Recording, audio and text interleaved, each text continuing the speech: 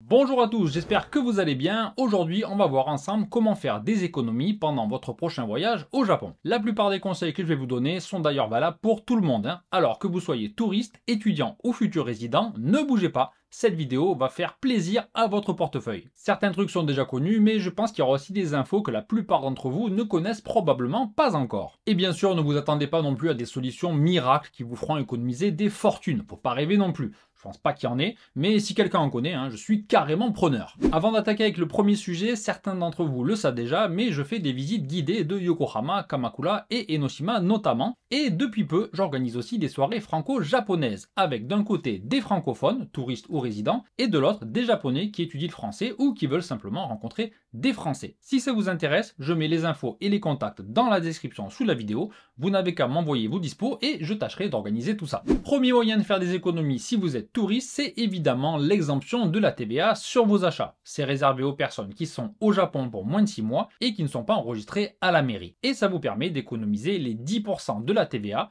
si vous achetez pour plus de 5 yens dans un magasin qui la propose. Dans pas mal de magasins, il faut juste donner son passeport à la caisse et la TVA est déduite directement du prix d'achat, mais dans les grands magasins, il faut généralement aller à un comptoir spécial où on montre ses tickets de caisse du jour pour demander la détaxe. Alors attention, d'après la loi, vous devez repartir du Japon avec ce que vous avez acheté hors taxe. Donc pas possible d'acheter 6 000 yens de sushi et de tout manger le soir même. Par contre, dépêchez-vous d'en profiter parce que si pour l'instant c'est très pratique comme système, il y a malheureusement des étrangers qui achètent des trucs hors taxe et qui les revendent sur place au prix fort. Et ça plaît pas du tout au gouvernement japonais qui réfléchit à modifier tout ça l'année prochaine. D'après ce que j'ai lu, la détaxe se ferait à l'aéroport au moment du départ au lieu d'être appliquée directement au moment de l'achat. Vous avouerez que c'est quand même vachement moins pratique. On n'en est pas encore là, donc si vous venez bientôt au Japon, pensez à demander cette fameuse détaxe, ça vous fera déjà économiser 10% sur vos souvenirs. Autre moyen de faire des économies, mais cette fois sur vos déplacements ou vos visites, c'est les magasins de tickets. Je vous explique le concept. Au Japon, il y a des boutiques qui vendent tout un tas de tickets moins chers que le prix normal. Ça peut être des tickets de trains locaux, de Shinkansen, des places de cinéma, des billets d'entrée dans des aquariums ou tout un tas d'autres trucs. L'inconvénient, c'est que si vous parlez pas japonais et que vous avez personne pour vous aider, c'est pas forcément évident d'y faire ses emplettes. Mais si vous pouvez demander à quelqu'un de vous filer un coup de main ou que vous êtes assez débrouillard, ça peut vraiment valoir le coup. Pour vous donner un exemple, quand on va de la gare de Yokohama à chez mes beaux-parents, un aller simple coûte 353 yens avec une carte de transport type Suica, mais si on achète un ticket dans ce type de magasin, on l'a à 270 yens. C'est quand même plus de 20% moins cher. Et c'est pas fini, puisque si on les achète par 10, ça revient à 260 yens pièce, et par 100, ça baisse encore, et ça coûte plus que 245 yens, soit 30% de réduction. Autres exemples, un billet d'entrée à l'aquarium d'Enoshima coûte 2500 yens, mais dans ces boutiques, c'est seulement 1600 yens. Et enfin, un aller simple de Tokyo à Shin-Osaka en Shinkansen vous coûtera 13 300 au lieu de 13 870 yens. Je sais, c'est pas énorme, mais ça vous fait quand même économiser 1140 yens aller-retour, ce qui vous paiera probablement un repas une fois sur place. Ces magasins de tickets ont aussi des sites internet tout en japonais, là aussi, où vous pouvez trouver facilement le prix de tout un tas de tickets et les acheter directement en ligne. Donc ça vaut vraiment le coup si vous êtes visiteur ou que vous habitez au Japon.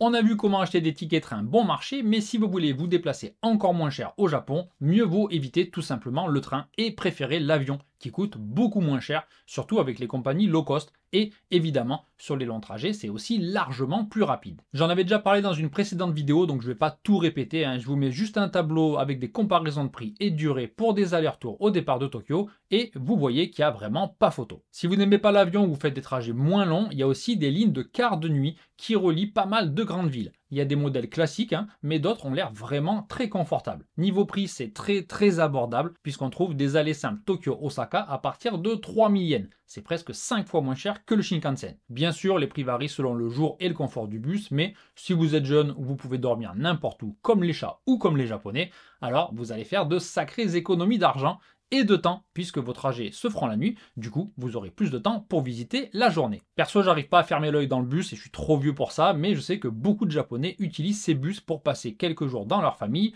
ou pour faire de petits voyages. Si vous êtes comme moi et que le bus c'est juste pas possible, rassurez-vous, tout n'est pas perdu. Vous connaissez tous le JR Pass national qui est sympa, mais qui va augmenter de 70% à partir d'octobre. Ça va dépendre de ce que vous en faites, mais il faudra vraiment calculer avant de l'acheter ou non, alors que jusqu'à présent, si vous faisiez un simple aller-retour Tokyo-Kyoto, ça vous le remboursait déjà et il vous restait plusieurs jours pour en profiter. Ensuite, j'ai déjà parlé plusieurs fois des JR Pass régionaux qui sont très intéressants pour les touristes et certains passes sont même achetables par les résidents étrangers, ce qui est vraiment super cool. Mais une mauvaise nouvelle n'arrivant jamais seule, après le JR Pass national, on a appris que plusieurs passes régionaux aussi allaient augmenter de 25 à 50% à partir du 1er octobre. Après, entre nous, avec le cours du yen très faible en ce moment, je pense qu'ils vaudront quand même toujours le coup si vous venez de l'étranger. Bon, je vous entends râler d'ici, je sais, tout ça, c'est du réchauffé. Alors, aujourd'hui, je vais vous présenter un type de ticket train moins connu mais ultra bon marché, c'est le ticket Seishun 18 ou Seishun 18. Pour ceux qui ne connaissent pas, et à mon avis c'est la majorité d'entre vous, ce ticket coûte 12 050 yens,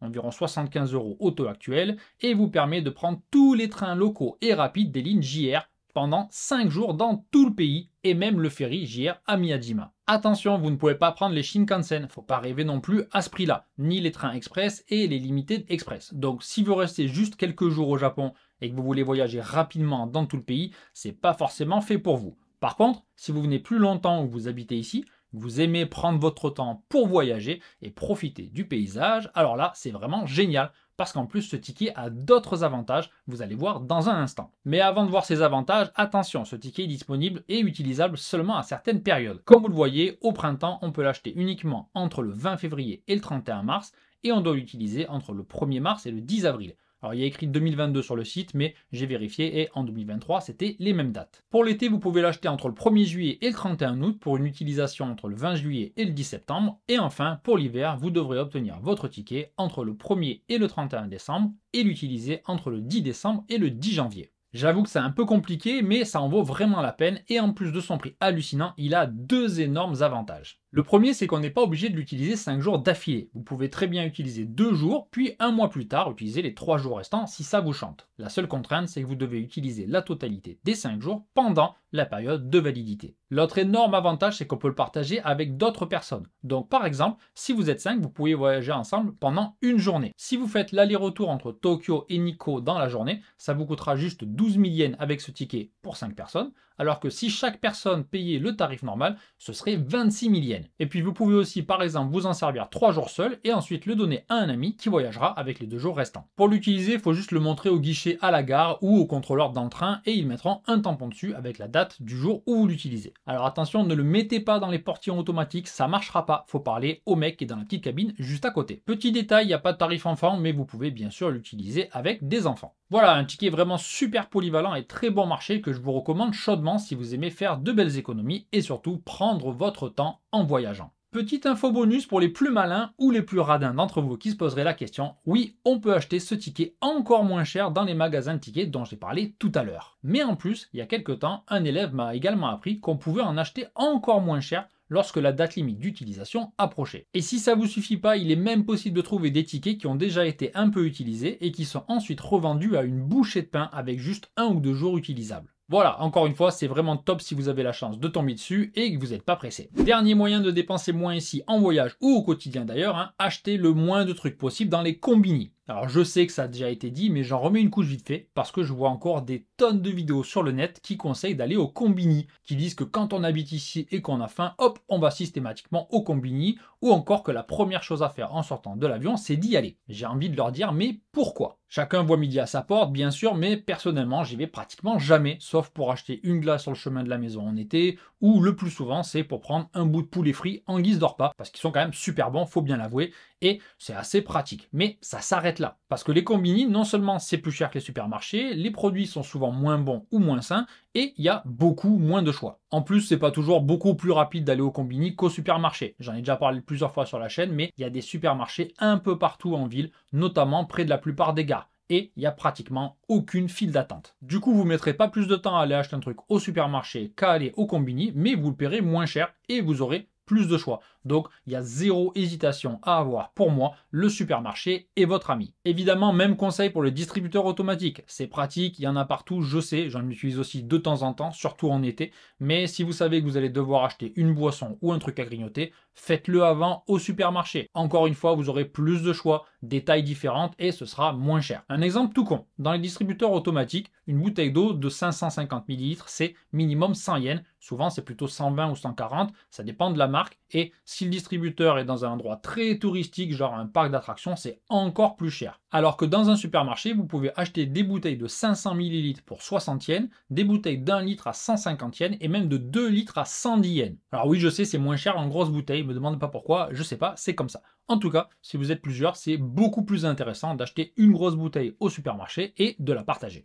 Maintenant que je vous ai convaincu de préférer les supermarchés, il faut aussi savoir que, comme dans les autres pays, tous les supermarchés ne se valent pas. Il y en a qui sont assez chers avec seulement des produits de marque et d'autres qui sont très bon marché avec des marques distributeurs et des produits premier prix. Selon où vous êtes, il n'y aura pas forcément les mêmes chaînes et on peut toujours débattre sur quel magasin est moins cher sur quel type de produit, mais globalement, si vous allez dans un supermarché OK Store, Guillaume Soupa, Lopia ou Don Quijote, ça vous coûtera moins cher que dans un Tokyo Store, un Maruetsu ou un Sanwa. Et aussi infiniment moins cher que dans un supermarché un peu chic, genre Seijo ici. Impossible donc de vous donner une liste exhaustive valable pour tout le pays, donc mon conseil, où que vous soyez au Japon, faites le tour des supermarchés autour de votre hôtel ou de votre appartement et comparez les prix vous-même. Vous verrez rapidement lequel est le moins cher. Avec tout ça, je pense que vous allez pouvoir faire pas mal d'économies au Japon. J'ai d'autres conseils pour les visiteurs et aussi pour ceux qui viennent s'installer pour un an ou qui vivent carrément ici. Donc si ça vous intéresse, dites-le moi et je ferai sûrement une deuxième vidéo sur le sujet. Merci d'avoir regardé jusqu'à la fin